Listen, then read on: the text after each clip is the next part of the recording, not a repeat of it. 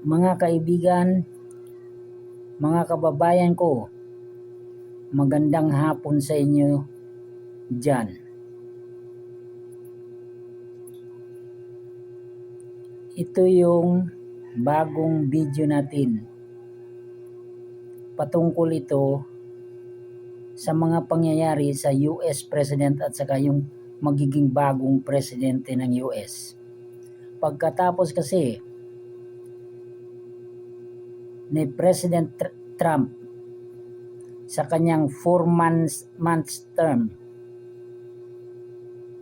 papalitan siya ng isang babae na dati niyang kalaban na si Kamala Harris. Siya yung magiging presidente ng Amerika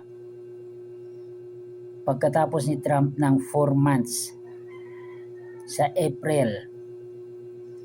Sa April 20 tapos na ang 4 months ni Trump. Kaya mga kaibigan, magiging presidente nga itong si Harris. Kauna-unahang presidente ng Amerika na babae. Pero para sa akin, hindi dapat matuwa ang mga tao kapag magiging presidente na sa buwan ng May o kaya sa Mayo si Kamala Harris. Dahil yan na po ang pinakamatinding pangyayari sa mundo kapag magiging presidente ng Amerika ay isang babae. Tinitiyak ko yan si Harris, tiyak presidente yan sa buwan ng May. Nakakatakot din kapag magiging presidente si Kamala Harris dahil kauna-unahan nga na babae na magiging presidente sa Amerika.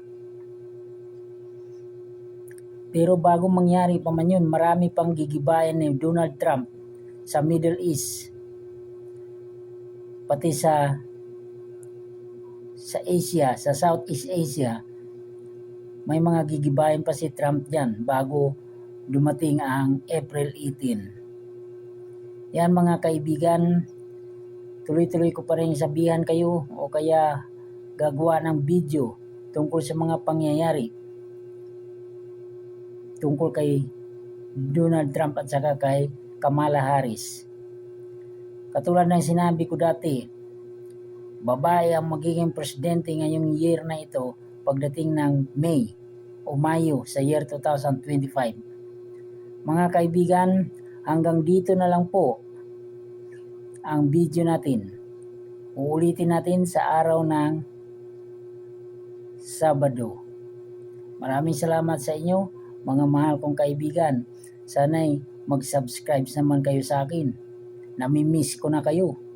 Maraming salamat sa inyo dyan. Dalawin na rin nyo ako sa Padre Faura minsan. Maraming salamat sa inyo dyan.